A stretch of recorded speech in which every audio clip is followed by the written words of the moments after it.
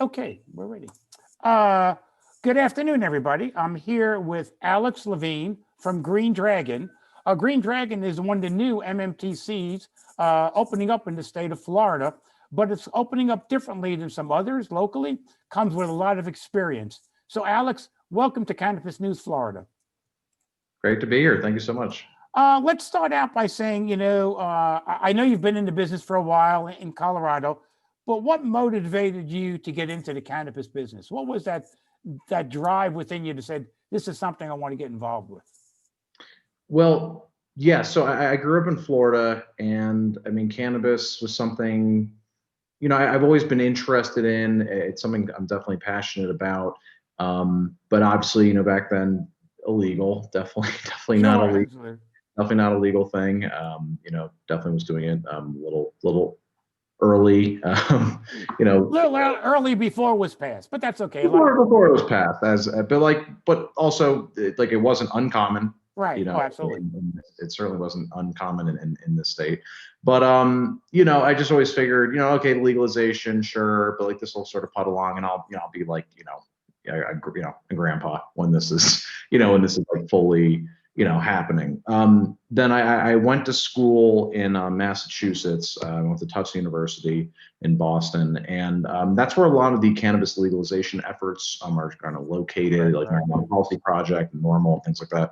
And there's also a lot of like activism and stuff. So I never had seen really any. I never really was exposed to that in Florida. Obviously, Florida, when I was growing up, Florida pretty conservative.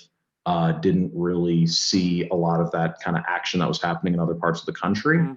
And it kind of just hit me like a ton of bricks one day. I was like, oh, this is gonna move a lot faster than I think I realized. I think it was like the 2012 election where I was like, Right. really like, oh, that's where you had Prop Amendment 64 in Colorado pass. You had a lot of these different, for the first time ever, cannabis laws passing, and I was like, oh, this is moving a lot faster than I ever anticipated. So I got really interested in the industry, which was really at that time, it was really only in like California. Colorado had a medical market. Correct. Mhm. Other states' medical markets were like incredibly tiny, like not almost non-existent. Massachusetts also had started to kind of get their medical program off the ground, and then I just dove head first, just started reading everything I could, talking to everybody I could, and eventually sort of that brought me to Colorado. Colorado quickly became like most like this was the most fully formed. Almost like the motherland, as one might say. So I'm sorry. almost like the motherland for cannabis, Colorado. Yeah. I mean, it really was. California obviously has like a really long history, the Right. longest history of medical cannabis in the country, but a lot of their rules were like very gray, and like you could be like, people were operating like a business, but they were technically nonprofits, like non-profits, Right. which like all of that really sketched me out. I really didn't like that. I don't like, if I want it to be like a real business, like above board, like nothing you're doing, I think, is wrong. Why do you have to act like it's wrong or illegal or shady? Right. I just didn't like that. So that brought me to Colorado, and that's sort of the beginning. Became involved with a dispensary chain called Greenworks, which was at the time a 3-chain store, very, very tiny 3-chain store. And eventually became an owner, and that now it's 15 stores. We have 3 grow facilities in Colorado and 2 MIP facilities, and manufactured marijuana infused products. Sorry, every state has like a different term. So Right. Exactly right. like bouncing around my head. But yeah, that's what we have going on in Colorado.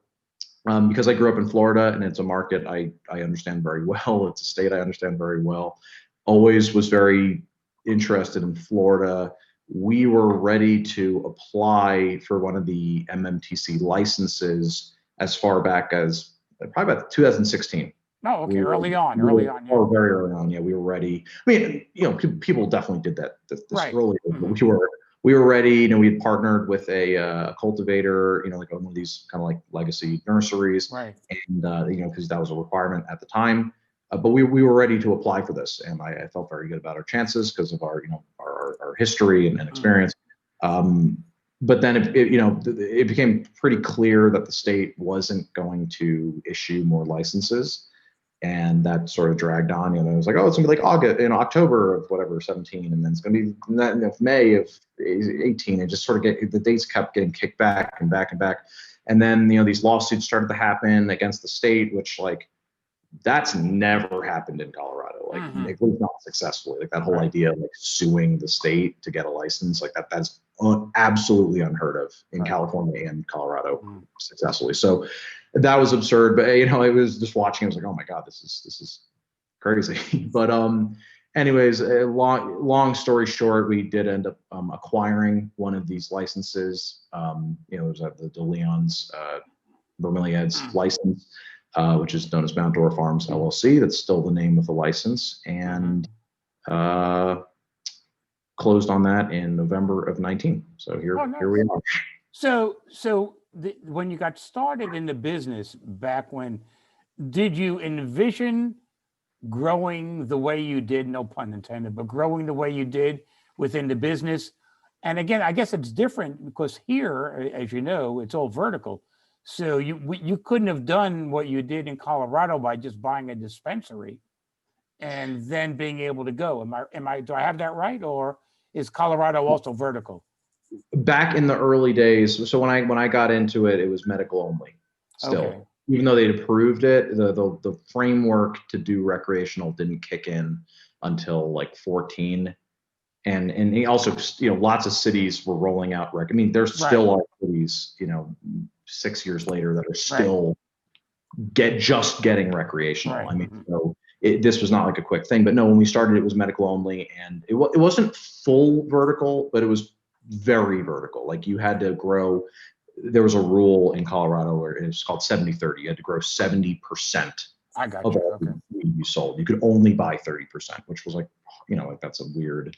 Yeah. So, but no, vertical. Actually, I think we're uniquely prepared for like what a lot of people get intimidated by, like that Florida vertical model. But like we did grow up in that, and like we couldn't really depend on the 30% of wholesale, if that makes sense. Exactly. We had to be self-sufficient. So, I mean that is the world we came up in.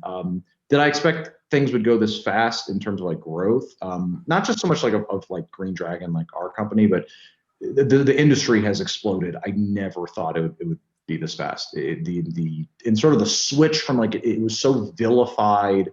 One you had like if you spoke about it at a restaurant, you had like hush, you had like whisper. It was so taboo. And then like it seemed like overnight you had like John Boehner on like the board of like a multi-billion-dollar publicly traded cannabis company. It's like absurd. It just the public perception switched, like, and then now we have like two different bills that have passed the House and have gone to the Senate. I mean, it's the whole thing it's way faster growth than I ever imagined. Yeah, I think a lot of people think that way too. I mean, it's amazing how quickly the dispensaries are opening up in the state of Florida now. It's kind of crazy, but they're open. I mean, and there are two different models: those are sticks and bricks models, and the ones that are going to be more of a delivery model, kind of hub model delivery. So with that, so you're used to the vertical model, and I think that's great coming into Florida because it does. Do you think it's a better model, the vertical model, or do you think the having everybody have a dispensary and buy from everybody else is a better model? Personal opinion. Better. I mean, I think it's a lot. There's a lot less pressure, when it's an open market, and you sort of have people who can be wholesalers but not necessarily dispensaries or vice versa. There's just a lot more flexibility. There's a lot of pressure when you're vertical because like if you don't have product, there's no like life raft. There's no one. You can't buy it from anybody else, and you have only yourself to blame. And it's very, very capital intensive because basically you have every single MMTC, doing the same thing over and over and over. Versus like one person building a giant grow and then lots of people buy weed from that person. But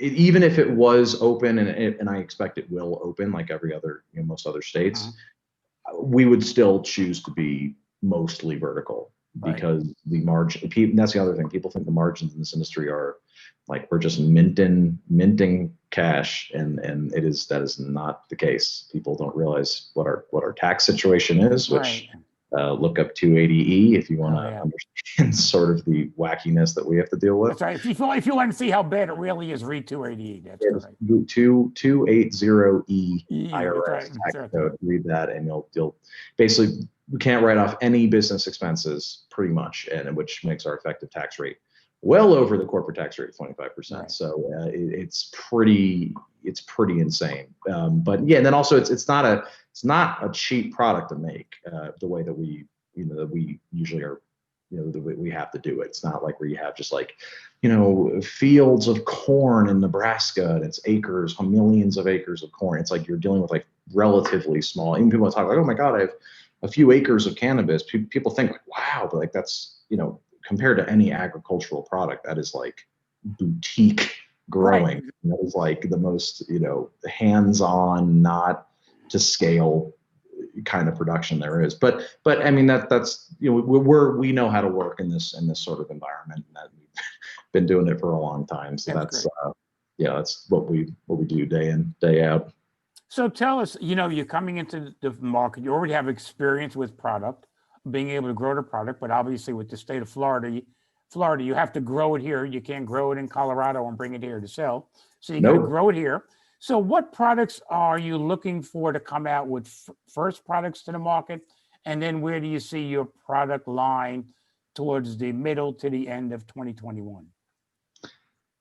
Yes. So then that's absolutely true. Every state is kind of siloed. So, I mean, it doesn't matter where you are, what company you are.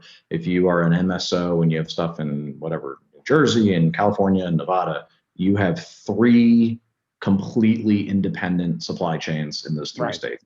Basically don't enter. I mean, yeah, you could probably share some like packaging, like whatever. I want to buy paper bags like that. You could share, but everything else, I mean, no edibles, no vape pens, no nothing. Everything's got to be done in those individual states, which is pretty wild.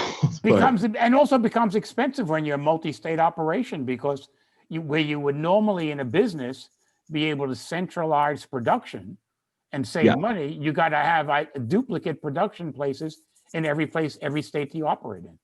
Yeah, I mean, most businesses have this decision of like, we should make our production bigger, not let's redo everything we just did over exactly the same way or slightly more efficiently. I mean, it's wild. So yeah, I mean, literally, we're having to recreate everything we did in Colorado, and obviously we've learned a lot. So I mean, we're gonna have a lot of, like we get to do it again, so we get to like redo everything more efficiently. You save on mistakes. Oh yeah, I mean, I'd say if there's anything that we have on some of our larger competitors, it's a lot of the mistakes that they're making, it's like we made a long time ago when we were a lot smaller. So when I see them making mistakes, I'm like, oh boy,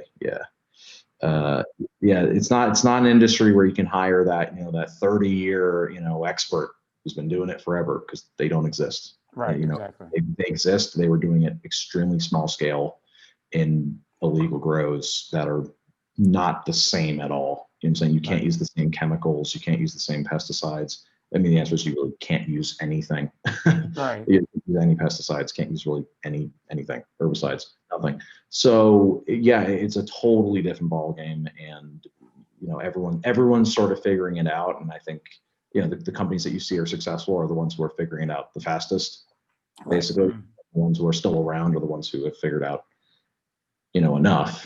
So that's the story. But in terms of what we're going to offer, as many of the things as we do in Colorado. Like, we're going to try and bring as many of those product lines over here. There obviously right now there's a focus on sort of medicinal products. So we're going to have everything from like, obviously the real flower. We'll have pre-rolls. We're going to have topicals, THC creams, CBD creams, THC and CBD creams, tinctures. We're even manufacturing RSO oil, Rick Simpson oil, which is a great medicinal product. Yeah, absolutely. It's the full spectrum cannabis extracts. We're going to be doing stuff like that. Edibles obviously just kicked online, so that was great news. I was very happy to hear that. And we're moving full steam ahead on building out that capability. So we do, gummies. We also do like caramels and chocolates and candy bar type products. We're also, the new line for us that we're going to be focusing on in Florida is going to be like a full drink line. as Oh, well. really? Okay. Oh, nice. Yeah, drinks I think would be a great. They're good in Colorado, in terms of sales, but I think Mm. in Florida that's so hot all year round for the most part, and I think drinks would be a great seller. Yeah, one of the new things that there are a lot of dispensaries are really pushing out now is a nanotechnology, both in Yes, gummies and being able to mix in liquids that easily dissolve, and people get, it works very quickly.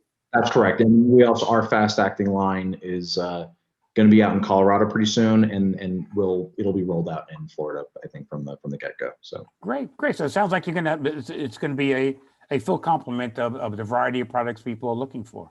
absolutely. I mean, obviously, there's no like real concentrates right now, Right, except and vape pens. Obviously, didn't get right. in vape. So vape pens is a huge part of what we do. So Mhm. we'll have a line of that, and this will all be rolled out Q1 2021 is our Mhm. goal. We'll have a few dispensaries by that time. We're hoping in the next 12 months we'll have about 10 to 15 dispensaries open. That's our goal, Mhm. and yeah, that's where we're at so far. And then there'll also be a delivery component there, but we'll Sure. be putting some more details on that. Yeah, that's good. Everybody's kind of doing that, especially with the COVID delivery and curbside pickup and that kind of stuff is also a big thing, which I'm sure it was in Colorado too. Yeah, not as much as you'd think. Really, We had like 1 week where it was allowed, and then it was banned. really crazy. Yeah, No, pretty wet. I mean, the only thing they don't allow here is really drive-through, but they Hmm. allow curbside. You can come out, check the card, and that kind of stuff, Hmm. which is interesting. Yeah, Uh, they're like working on some stuff for maybe bringing curbside back. right, It's a little right, weird. crazy. Yeah. Yeah. Well, I think the banking law, hopefully, depending on how the election finally winds down, hopefully maybe the banking law may even get passed too, which would make it easier for people to do banking.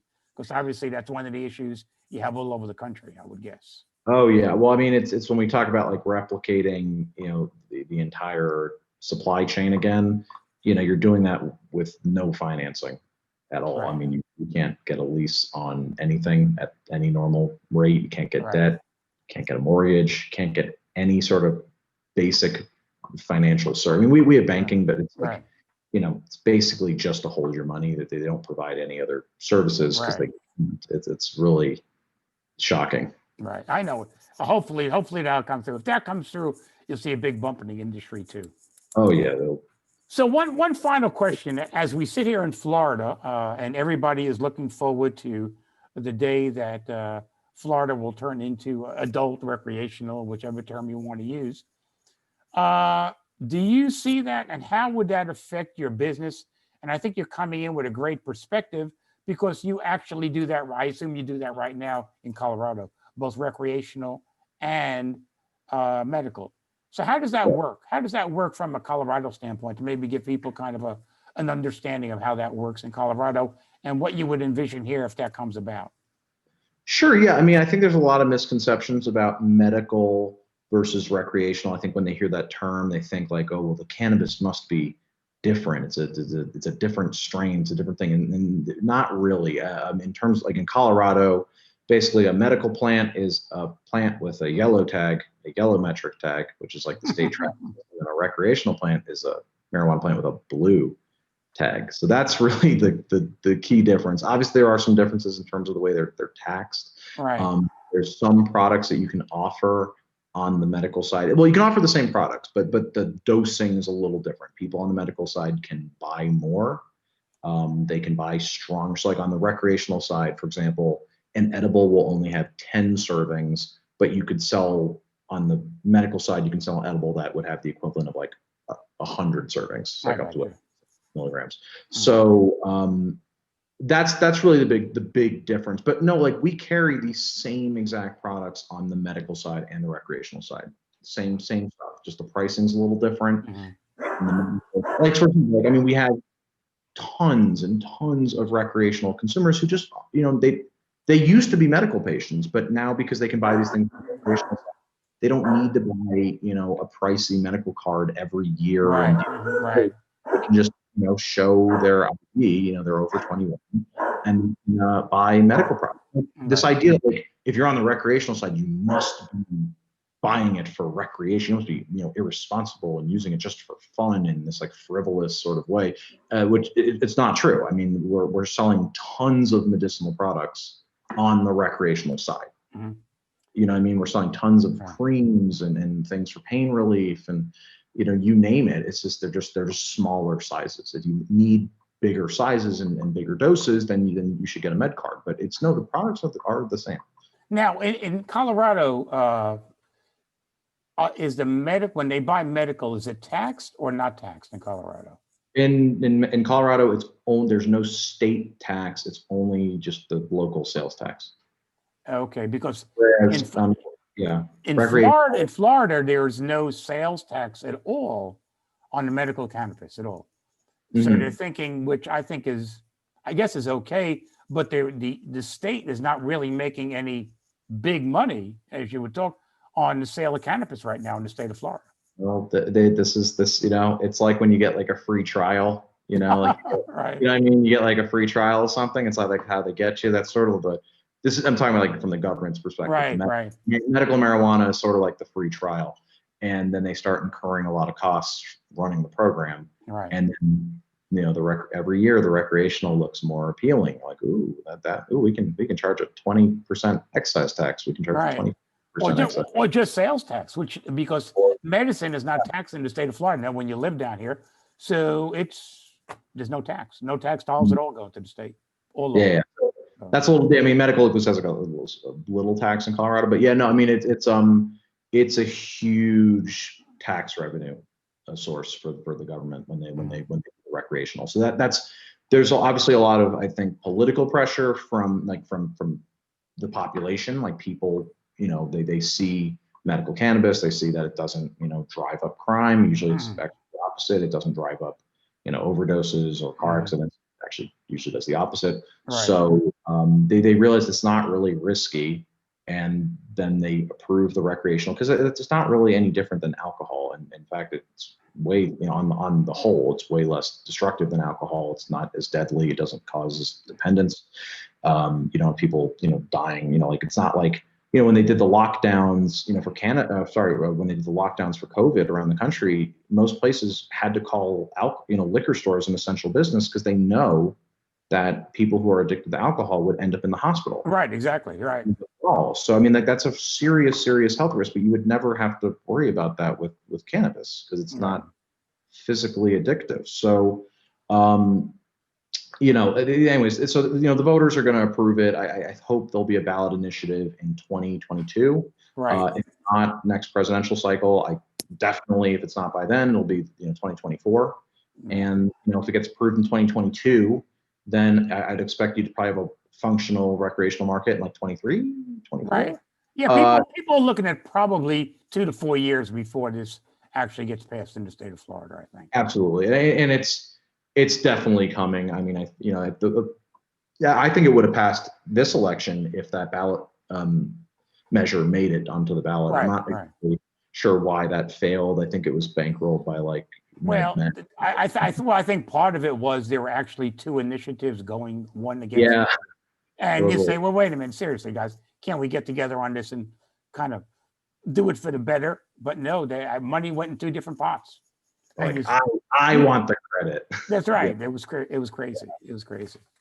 Yeah, but I'm sure if it was on, it would have passed. I mean, there has been a sea change in this country. I mean, it is not this controversial thing that it used to be anymore. I think people have sort of had like the wool kind of lifted, or away from their eyes. I mean,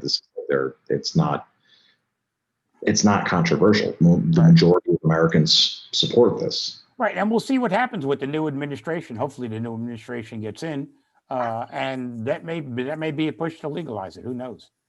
It could be the dynamics of the industry could change dramatically over the next couple of years. Yeah, very, very interesting. So, Alex, any parting words? How often do you think you're going to come down to basically your home state again?